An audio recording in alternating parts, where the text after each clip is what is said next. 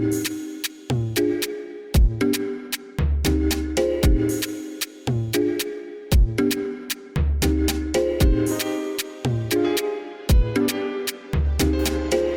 guys, and welcome to this week's episode of the Guys podcast with myself, Mogale, as well as my co-host, Malima Vimbela. Thank you so much for joining us again, and I have to say, I'm really excited about this week's show. It's been days in the making, not the easiest to put together, but at the 11th hour when I heard that we were having two guests instead of one, I was chuffed. And what came out of that session was something to marvel at, and I'm so excited. I cannot wait for everybody else to hear it. And on the show today, we are speaking to a bisexual man as well as a non-conforming one. Trust me, you are going to love it. I just want to shout out Black Excellence this week. I want to shout it to Skim Sam. Right after we called a couple of shows out under the representers already, Skim Sam came out with, they finally gave us a gay character, and look, I'm thrilled, I'm excited. I mean, of course we still have a long way to go, but my grandmother likes saying "Kimatomo Mayo," basically meaning it's the beginning of great things. So yeah, looking forward to seeing how they're going to develop their character. But other than that, it's a black mind doing black things. So here's to Black Excellence this week. Now, back to the show. We are joined on the show by Molebatsi as well as Mthuthuzeli Ngongo. Amazing people with great views on subjects that a lot of us had questions about or were not necessarily familiar with, and I cannot wait for you guys to hear it. So without any further delays, here's this week's show. Well, yeah, I know. We're moving. We are moving. Okay, let me try not to get too excited before we get into it. So, today we have Vibes in the building. It's a very interesting show. Sticking to the script, in International Pride Month, we're gonna speak sexuality today. And we have in the house a non-specific identified person. That's a new one for me, guys. We about to learn what that means. And we have a bisexual, beautiful man with dreadlocks. So godly. Yeah. And then we have Lebu. Close your lips. Pume boom. Then we have Lebu, Granny Lebu. I don't think she counts as anything really except a relic, a dinosaur, dust, bones. And then there's me, your face, Marley. You can call me Butlali if you know how to say it right. And yeah, let's talk sexuality, you guys. So how's everyone doing today? I'm good. Pretty chill to side. I guess I'm taking things lax since the lockdown has kind of slowed everything down. But yeah, I'm trying to see the bright side of things, I guess. Are you having sex? I'm sorry, I went. But are you? Have you been having sex? I live on a farm, so it's been a dry spell. Yeah, quarantine is real. Just like doing it with animals, that's cool. Definitely. Hello everyone. The lockdown has been kinda chilled for me, and also like stressful because we're living under like a pandemic and stuff. So most things are like not available, including people. So that sucks. Yeah, not bad. You know, like I feel like no one cares about that. That's why they're opening up casinos, they're opening up restaurants for us to eat. They don't care about the pandemic. They just like go die. So I feel like right now it's the best time to, live like it's your last day. How does the saying go? Live like there's no tomorrow. That's the one. Well, So only you this is have happening. I mean, I'm saying, Mandy, this is only happening now, but for the past 80 days, things have been very, very different and stressful. It's only now that things are being eased out that you can do, but before it was very tricky. Are you having sex? Have you had sex in the last 80 days? Not recently. Have you had any sex in the past 80 days? Mr. Lady and Mrs. Okay, Mali, that's fine. So, thank you guys so much for joining us onto the podcast and also making the time to pull through and being guests on here. So, first question I just would like to ask you guys is to Mthuthuzeli, what do you identify as? Currently, I identify as non-specific when it comes to sex, and with my gender, I identify as a cis man. Lovely. And then, Molebatsi, what do you identify as? I identify as a bisexual. Okay. A question: when did you guys come to terms with your sexuality? Is it something you feel that you are still exploring, or do you feel like this is where you belong, this is what you are? Well, I feel like in my situation, obviously, with the duality behind it, there at some point needs to be, if you believe in monogamous relationships, where a point where you settle. So I feel that life is a constant journey. You're constantly evolving and changing. There's never one point where you're the same as you were previous years before, you know. So it's constantly a journey that you keep exploring, and I feel that I'm still within my formative years. Sexuality for me is an experience. So if I believe that sexuality is an experience, I mean that it is dependent on the environment that I find myself in, or the person that I am with. So those experiences, those dynamics change, and so my sexuality, depending on those dynamics, will also change.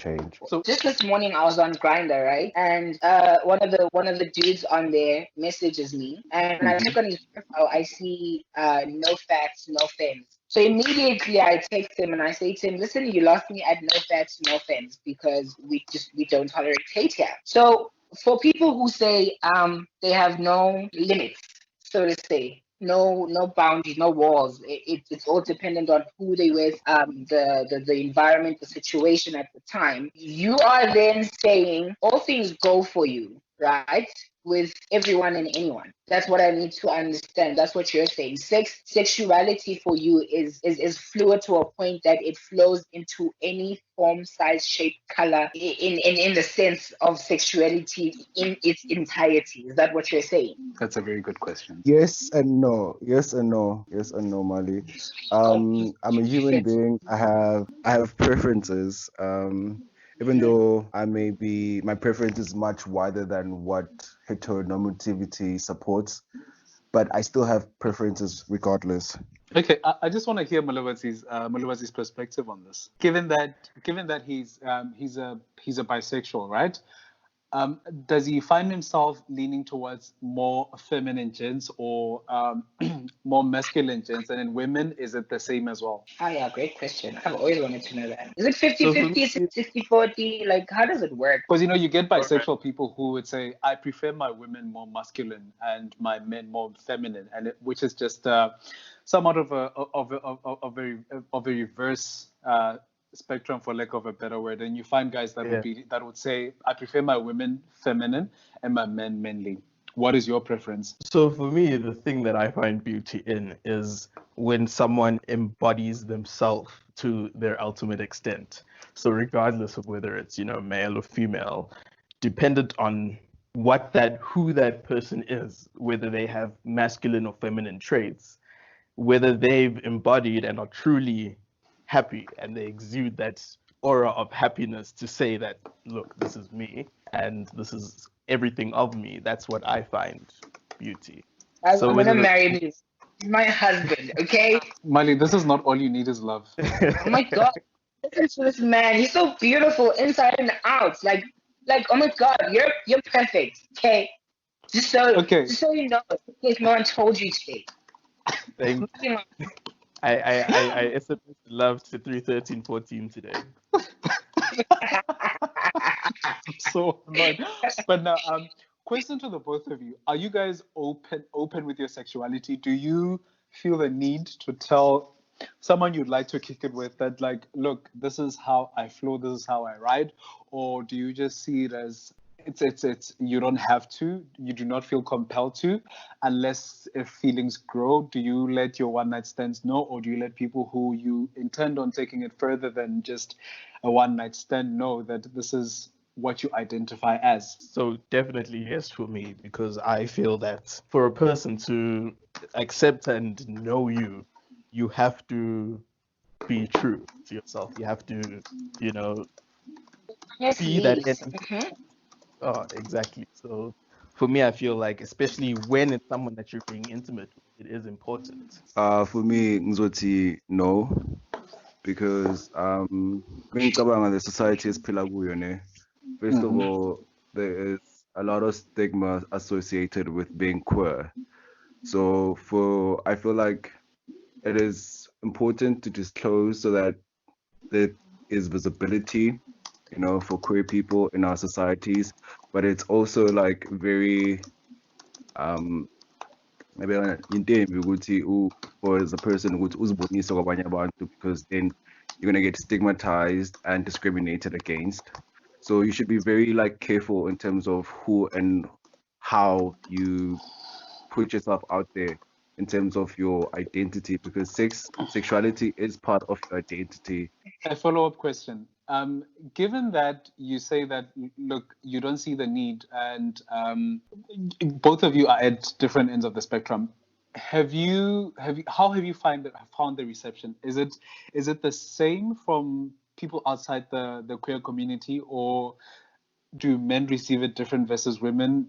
I feel like it's very different depending on what a person is used to, because in the greater society everyone is very heterosexual, but within the LGBTQ society everyone refuses heteronormativity in terms of how they form their relationships. When I'm around queer folks, people are more receptive when I portray something that's different. But when I am around people who are cisgender, it's very tricky maneuvering that space in terms of how I would express my sexuality or my gender identity towards them. My experience is very different to yours. So outside of my friend group, right, which does consist of cisgender heterosexuals and queer people, right? I'm glad you didn't make fun of my age. Yeah, sure. Old people as well. I wasn't done. You had to wait. Just the old bag of clothes. So I found it's outside of my friend group, in spaces that are predominantly queer, I find it's very hard to be expressive, right? Unless it's with people I'm comfortable with, so to speak. Because I feel like as much as we go around saying we don't want to subscribe to heteronormative standards, we do apply them. Like when, for example, if a female is bisexual, right? And in the community, it's okay, it's understandable. Like you can totally be into girls and into guys. But for a guy to be bisexual and then be a bottom on top of that, it's just like, how do you then turn around and be masculine towards a woman, but you want to be feminine towards a man? So I feel like we constantly in these spaces of ours that we create, we always side eye. Like there's so many people who have bottom shame. Like they will not say it with their chest that they bottom, because somehow the queer folk have made it seem like it's effeminate. Like you being a bottom it makes you less of a man. It's so, I don't know. Your experience is quite interesting for me because I have not experienced that at all. Like when I'm out with the straights, if I'm not getting homophobia, I'm getting it straight up. They're gonna like they also getting it straight up. Like I don't need to hide it. If I'm in a straight setting, it's either I'm gonna hide completely who I am or be who I am entirely. But around my fellow queer family, I truly feel like I have to give it to them in metered doses because you always need to gauge. Also, we always want to fuck each other in the community, so there's also that. I don't know. With regards to what you just said, having different receptions, I'd just like to know from Molebatsi and Mthuthuzeli, how was it like coming out to your friends? And if you have, of course. Okay. I mean, look. I believe coming out is a very monumental step, but also I believe that it shouldn't be required of queer people, as much as it's not required of other genders. I totally agree with that. So, I feel like there's people who are on, so to say, a spectrum of understanding of everything. And as Mali said, there was that the guy who had no fats, no femmes, he already had that, so to say, element of closed-mindedness to him, which you can, as a person, suss out from person to person to see who would be able to be receptive of your energy, so to say. And it's okay to be protective of your energy because you're human, no one has to go out there with their biases, laid out in front of everyone to see. So I feel as though it's okay to be selective with who you tell, and whether they're cisgender or queer just matters on their mind and their mindset. Amen to that. See why I'm marrying this man, you guys? Oh my God. And he You has a are tattoo of Lana Del Rey lyrics. God. you don't even believe in monogamy. Shut up. I'm pregnant already, okay? And it's his child. I know it's his child. Okay? So let's just start there. What am I saying? Baby. I'm not going to the Stokes. Okay. Level. I hear you guys about the whole protecting your peace and everything, and we do have people inevitably in some of our circles that are really not willing to do some of the work, and at some point it becomes really hard to just ignore what they have to say and what they think, and just get to a point where you have to address it, and which sometimes leads to either you coming out or just highlighting the spectrum that is the LGBTQI, right? How was it like explaining to your friends that, look, I'm not gay, I am bisexual, which means I find both genders attractive, or I am non-conforming. That means, look, I'm more attracted to just the person being. Does that now, like, how do you explain that to someone in layman terms and make them understand? Because a lot of cisgender people believe in conformity. They believe in you're either black or you are white. So there isn't such a thing as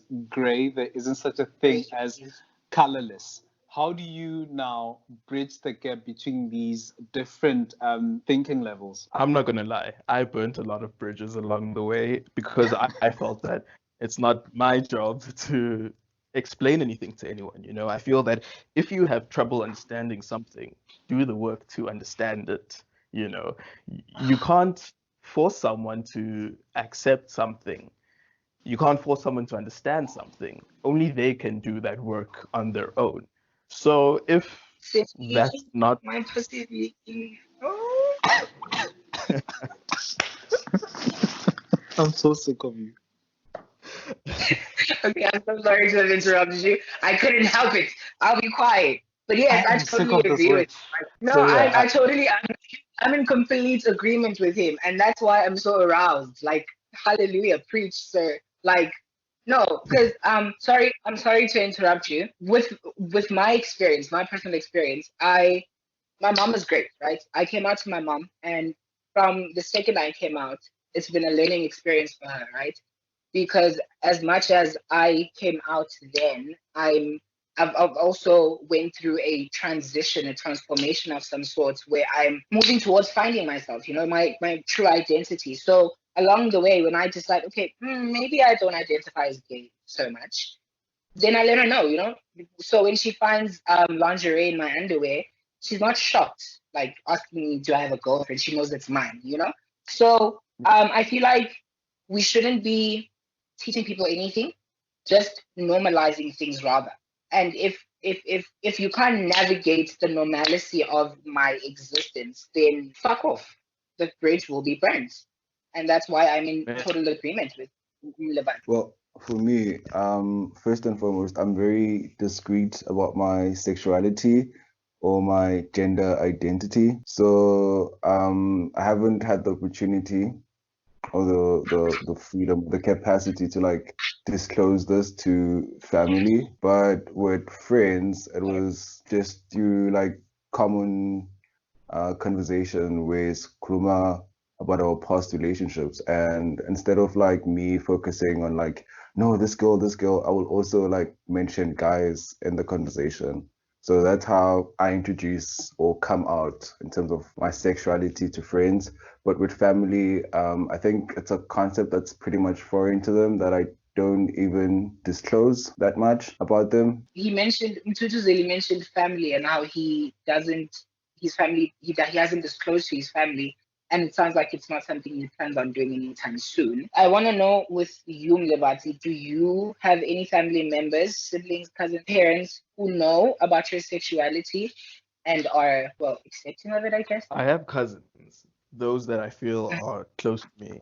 I feel like everybody has their own little qualms within their family, and the people that I don't necessarily get along with, I know won't be receptive of these things as they view me to be sort of rebellious in that light. So for me, I feel like it's not my place to disclose anything to someone I'm not close to. Zeli mentioned that he's discreet. Are we talking Grindr's discreet where you are married with 6 kids, or you are discreet because you're just protecting your peace and you feel that your sexuality is no one's business? I feel that my sexuality is no one's business, but my own.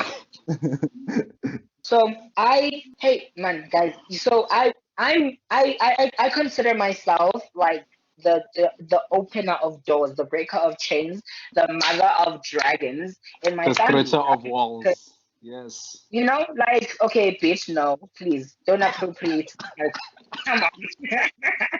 So, and I say this because it was tricky navigating the waters of, I'm not trying to educate you. I am trying to normalize my existence. We live in the same house. I won't explain to you what anal sex is, but if a dude comes over and I'm in my room and you hear shit, you must know it's going down, right? So anyway, what I'm saying is that I'm the first. I'm the first to come out in the family, and there's a whole sea to navigate, right?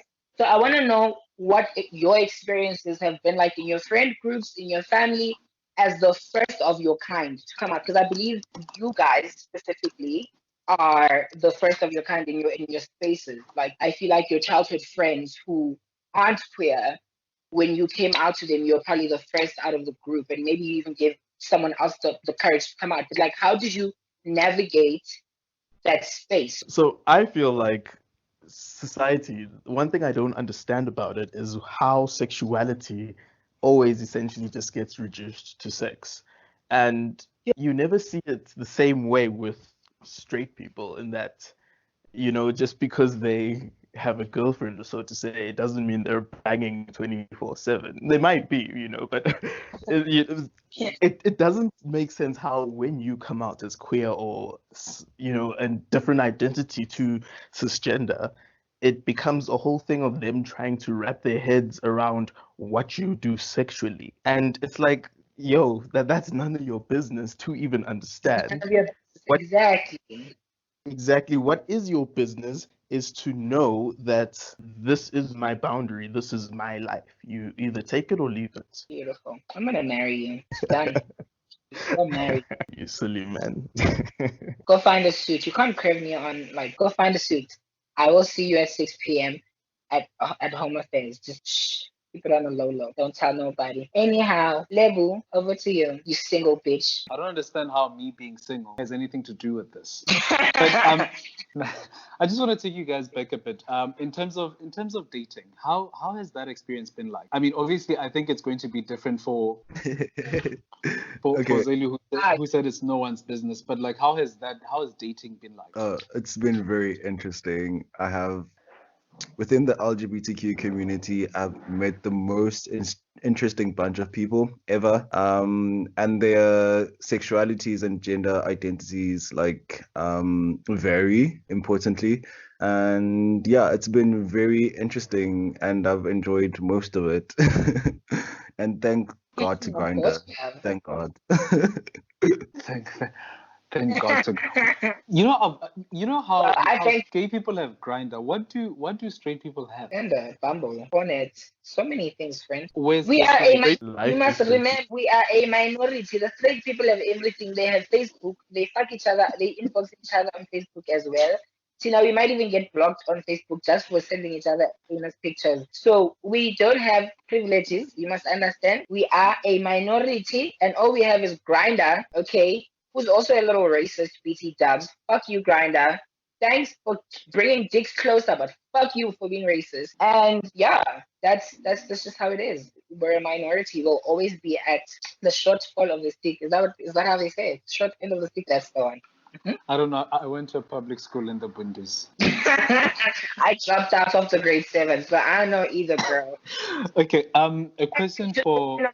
And to pay my bills because I have no formal education. A question for Molebatsi. You're bisexual, right? And yes. With bisexuality comes I'm gonna call it a misconception although at some point I have formed part of it, and it's still at the back of my mind, that there isn't necessarily security when it comes to dating a bisexual person, especially if you are strong-willed in monogamy, right? Because 1 minute you might be with this person and then serving your ass on a silver platter, and then they decide, look, I feel like some pussy lips today. Oh my How God, true? it's true. Woo! Girl, you went in. I mean, this is not a censored podcast, and we call a True spade a story, spade. but hey, you went in, hey, without a condom, without the lube, you just went raw. You fucked the bitch raw. Yo, I wow, mean, wow, there wow. you are Okay. handing this man ass like in the air in this very. It's winter is literally at its peak, -2 degrees, but you have your ass up in the air all looped up, and then this gen looks at you and decides, look, I need some pussy lips today. Is this something that happens in your experience? No, no. So for me, I feel like there's That's that good massive question. misconception that the duality is almost an indecision, and that's not what it is at all, you know. And for me, I feel that it's about the energy and the person you're with and the time that you're in at that point and your state of being. So yes, there is the the jumping back and forth, so to say, between genders, but it's in no means an indecision. It's an energy exchange, if I can call it that. Okay, thank you. And then I'm for you, said, nah. I feel like bisexual people have it really hard, right? Especially when we have identities like gender non-conforming, where I'm just like all things go, sort of. So like I feel like they like bisexual people are constantly being accused of promiscuity and not being loyal because of the duality of the attraction. But I just feel like if we're gonna be that way towards bisexual people, let's extend that courtesy to everyone, whether you're attracted to men, women, trans men, girls, boys, whatever the fuck it is you're into. Let's just all say we're whores. Let's if we can't give bisexual people benefit of the doubt of being able to be monogamous with one gender at a time, then let's just all assume all. Period. again, I think what you're saying, the extension of that leaf is only applicable if we are willing to teach and we are willing to have conversation around sexuality, attraction, and so forth. And since a lot of us are all for protecting our peace and not necessarily engaging in conversations that we have to talk over and over and over and over until we're blue in the face, such such a goal, it's quite far in the future. It's all going to come from the people that are constantly willing to teach. And I'm not saying the unwillingness to teach is anything bad, because I mean peace is such an expensive commodity, but also at the same time, someone has to do the work in like on the floor. Someone has to do the cleaning, someone has to do the picking out of the weeds and so forth. And now moving to Bitches Zeli. didn't go to school. It's the bitches that didn't go to school that do the groundwork, that pick up the weeds and clean the So toilet. so So me now and you you, the Bundu dropouts. bitch, you the dropouts. Me and you Bundu bitch.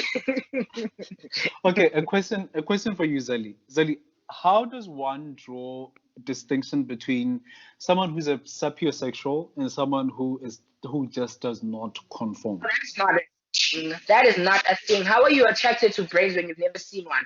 And when you keep penis, you're attracted to it because a vagina, you've seen it. Boobs, you've seen. How are you attracted to a brain? I will not have that sapiosexual bullshit. Listen, I'll fight niggas. Period. Mali, this is not about you. Okay, I'll be God quiet. damn it. I'll sit in my corner. I'm gonna Yo. drink some wine. Okay, Shit. I haven't studied the distinction between sapiosexuals and nonconformist, but fundamentally I believe they both refuse to see heteronormativity as like the standard which they use to form their sexual relations or social relationships. Me personally, as a nonconformist, I mean that I'm attracted to a person not just on their physical looks, but also onto more important identities. Could be religion, could be sports, could be so many other things. Okay, and I just realized something. I did not ask any of you guys what pronouns do you guys prefer. Oh, me bitch or hoe or sis. Oh, my. I am sick of you. Genuinely. Okay, bitch. I'll be quiet. Well, I identify as he, him, his, that one. Okay, Yeah. thank you for that. I use him, them, sometimes also use sis or hers. I use a lot, depending who's talking to me. Okay, My now, bitch. That's my time, nigga. That's my time. Yes, Navi. Show me, yo, young Chaza. Me. so, That's my time. Oh my God, guys. I'm just gonna say it took forever to get him here. Like I've watched him blossom. I've been a part of his journey from like the set. Like I think I was his first. Oh my God.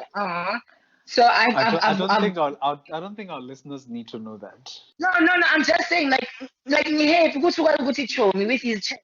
Like it's like he was so uncomfortable saying that. Now he can say show me, sis, bitch, oh, girl. Okay, Yes. Yes, yes. Okay, so I just want to ask you guys something in terms of your upbringing. There is another misconception around homosexuality that a lot of gens that turn out to be queer or otherwise, it's because they did not have father figures growing up, and the absence of a father figure makes someone bend like wet pasta. What are your sentiments around that?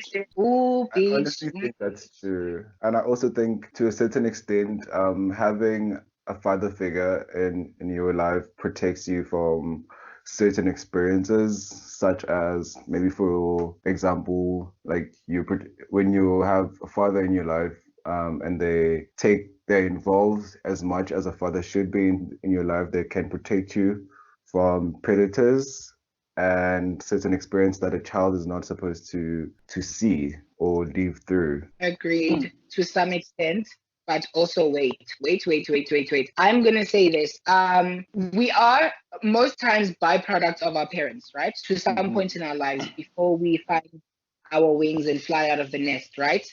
So whether you have a dad or not will not affect your gayness. If you're born gay or bi or trans or whatever, whether a male figure is in your life or not, it does not matter, right? Because you could have a father figure in your life, still be who you are, and they could completely hate your existence, and you could end up dead instead of you being protected from predators and certain experiences. So I'm gonna say, yes, father figures are important, but not only just to be male figures in our lives, but also to give us genuine love us for who we are, love us the way we are, cultivate who we are. If you're a man in a big boy's life, you take him shopping for those heels. If he wants to buy MAC concealer, you tell him number 5 bronze looks better than number 4B gold.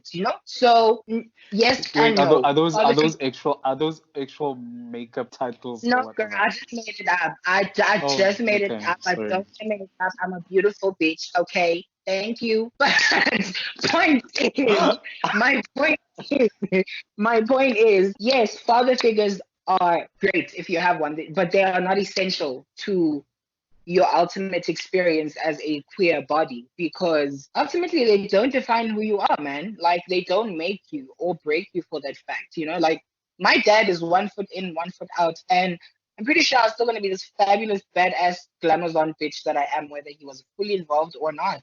So it is what it is. It do what it do, and a bad bitch do what it gotta do. You rule. Like this. I Yeah, mean, I I've also got. believe that fathers should love their fathers as much as they should. Love is Say that important again. in this world. Love is important in this world, and we definitely need more love from our fathers. So much love. Oh, for sure. But they need to love So, themselves first. Those gents. Anyway, that's not the chat we're having right now. so how I feel about this, I mean, because I've got both of my parents, and it goes deeper than just having a father figure in your life. So Just say essentially, I that was again. saying it goes deeper into the African tradition, because it's what we perpetuate as people within our communities to say this is what a man does, this is what a man brings to the table. And it's not whether your father is there or not to teach you what a man should do. It's through tradition and through how we as people believe that even in a relationship, if you want the man figure, you have those specific expectations before you know. So it goes more into tradition and culture than it does at a basal family level and father figure. Yeah. See why I'm gonna marry this man? Yeah, y'all. Oh my god. Cindy, Oh my my God, pussy no one leaves. at this point, no one cares. Straight up. You do you Um, just have a vote. No one's gonna marry you, Lebu. Okay, you're my gonna two die. Your cats are my gonna run away from you. okay, my 2 cents on the issue is that look, I was raised by women, just strictly women up until I started living with my dad post matric, and I just want to say that fathers in general, although my father is present now and like we do fun things together, I just want to say men are shit and they don't really they don't. I don't care how you think your how transformed you think your dad is. I don't believe there's a man out there who's constantly willing to learn and does not believe that his opinion is somewhat superior to an extent. Whether your dad was previously a homophobe and he's currently transformed, he's somewhat progressive and no longer believes that homosexuality is a sin and whatnot. At some point, he was pretty vocal about homosexuality not being a thing and just like and I just want to say that men are not shit, and I'm glad that I was raised by women, a lady who was able to tell that I was gay. Our helper was able to tell that I'm different at a very tender age, and even when I didn't know what was going on. So I just, again, fathers, we just need the baby juice, and honestly they can go choke. Gravy, friend. It's baby gravy. Then they must just go fucking jump off a building. Fuck dads worldwide. Niggas ain't shit. We over here at our podcast do not support dads at all. Fuck niggas. Fuck men. We need to forgive our fathers. Come on, we can't say such things. They must forgive themselves. Please. This is I'm not sorry. Utando at all. I don't know him. Please, eh? I don't know that man. Sorry to that man. He must forgive himself, love himself as well while he's at it. And I just wanna ask you guys, in your with Sorry. your with Molebatsi, let's start with you. In your upbringing, what do you wish was done different? So I feel that there were elements of that whole ideal being dysmorphed, with just through comments and things to show that people are sort of negative about the whole situation. But Yeah, I felt as though guys, yes, yes. You I are. felt He's like dysmorphed and all these words that I haven't Listen, heard. I'm going to marry this man and he's going to be my encyclopedia. I'm going to show up at pride events sounding like a fucking, what do they call Yay. them? Academic friend. I'm going to sound so fucking smart because I'm going to be Yeah, married to a man who uses words like this morph. like this whore just kneels down when it sees Molebatsi. It just goes, yeah, boss. I just, woo. But yes, you were saying? you guys. Personally, I feel like nothing would have changed or been done differently because for me, it wasn't even a thing about presence or understanding or anything. It's just, so to say, my own personal dispositions, essentially. Yeah. And then Was with really you, Zali? For me, yeah, much should be changed. Because then ngicabanga, my first encounter with the person that's gay or homosexual was like through TV, and I shared that experience with the rest of my immediate family. And from then, everything has been non-judgmental to extent because I feel like for my family, this thing is say as a TV. I remember it was through generations or intersections back then, and it was a concept or a way of life that was not common. But Missy Sibone TV it kind of became normalized, and I didn't even hear anything embi, ekhuluma ngayo, but just that it's different. Are you one of the So lucky? yeah, I had a pretty wonderful upbringing, Mingcabang. And honestly, that Yeah. is something you do not see on TV, and that is what we were talking about in terms of representation in media of the queer people. Is that it's always the struggles, it's always the tiny shoes when we really have big feet, and they don't show the side of like Tabuzeli where this person had a great upbringing and he saw himself on TV and he was like, I think I am one of those things, and the family just understood. It's I'm one of those things, and then it's like, yep, you have to pack and not in this Seen house. it? Yeah. This is a segment we usually do towards at the beginning, which we didn't do. So I just need to know, guys. Molebatsi, as a bisexual, what are you sick and tired of? It's not necessarily the best of both worlds. That's the misconception that I'm sick and tired of. It's more that's just your preference, so to say. It's not necessarily to say you have double the amount of anything, that you have more, or you're indecisive, or you must choose, because there is no option. The option is your life, is to live, is to be who you are. Marry me, or I'm going to kill myself. Oh, my fans, I'll I be am there. 6 p.m. Cool.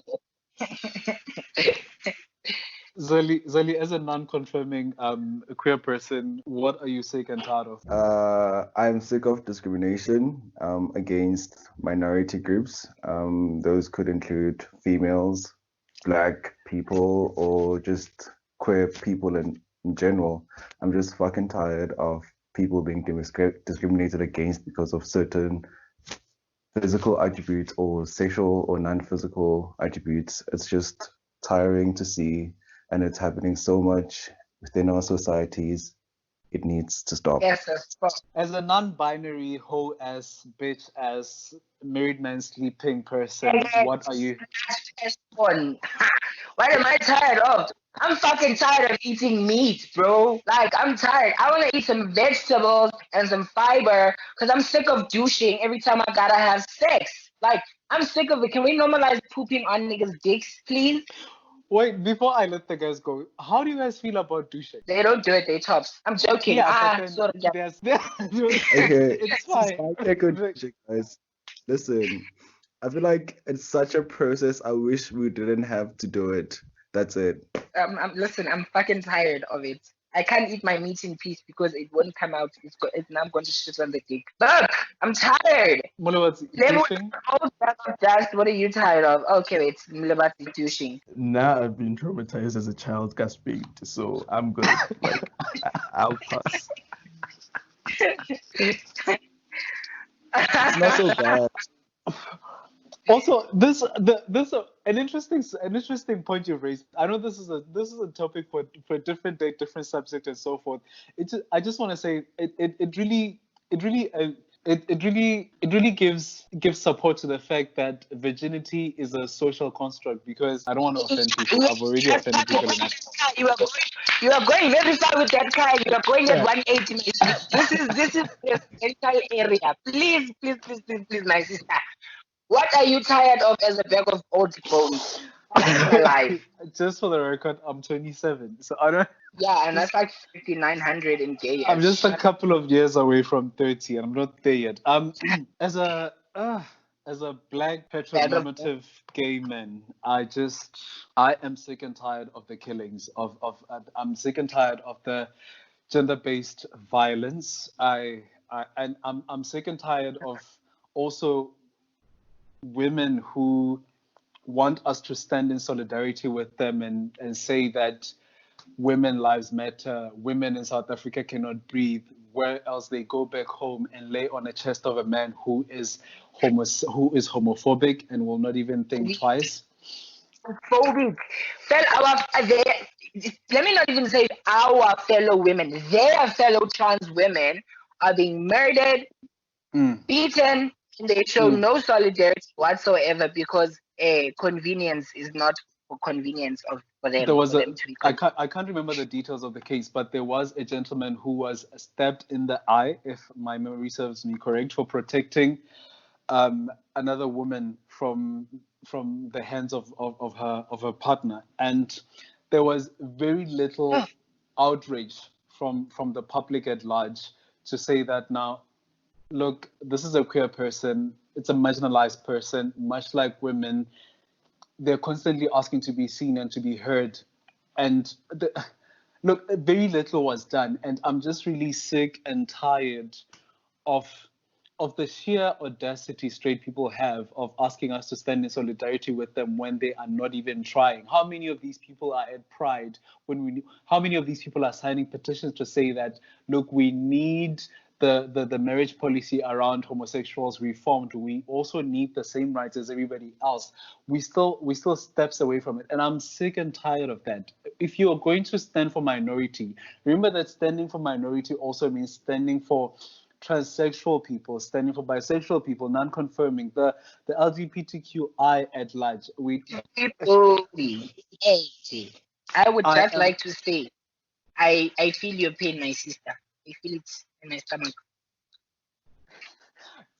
And your womb as well. And I'm just really, and look, I've been asked so many times, why am I not saying anything? It's because I've seen a lot of these women be homophobic, posting twin plugs and making subtle jokes about our sexuality. And then you're going to come back and tell me that I'm not doing anything, or I'm not saying enough.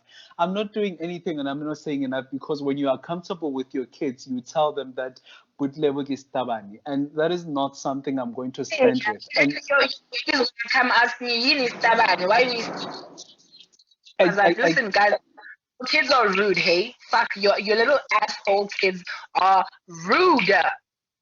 So that's just basically what I'm sick of this week. But yeah.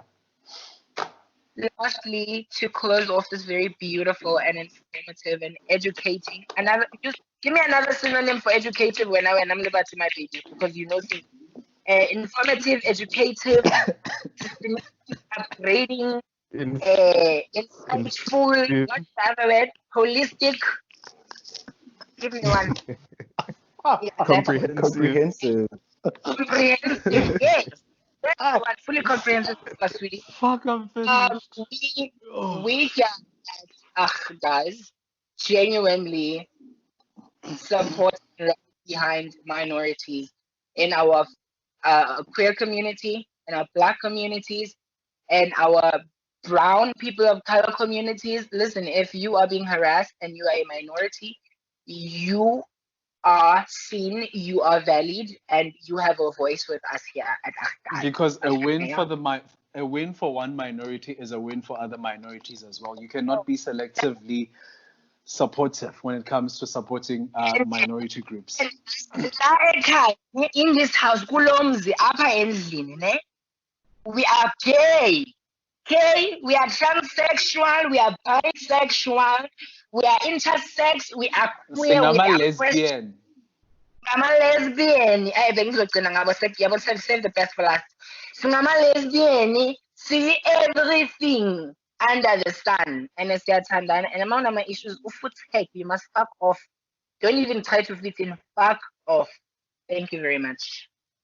Molebatsi, thank you so much for making the time to pull through. And also, Zeli, thank you so much. Thank you guys for your informed as well as informative opinions. And hopefully I'm going to have you guys on individual occasions again on the show. So thank you so much, guys. I love you guys. Thanks so much. It's nice to be It's nice to be here. Everyone had their vaginas stitched together. My pussy lips are still very much open. Please. And that is this week's installment of the Archives podcast. Thank you so much for listening. Thank you for tuning in. Now, do not forget to rate us, subscribe, as well as comment. You can follow us on Twitter, that is at Archives Podcast, Facebook, Archives Podcast, as well as Instagram. It's the same handle as Twitter. You can also find Mali on Twitter, that is at Mali_B Mavimbela, and with me, it's at MOWGALE. Also drop us a mail, that is archivespodcast@gmail.com. Thank you so much. See you again next week, same time, same place.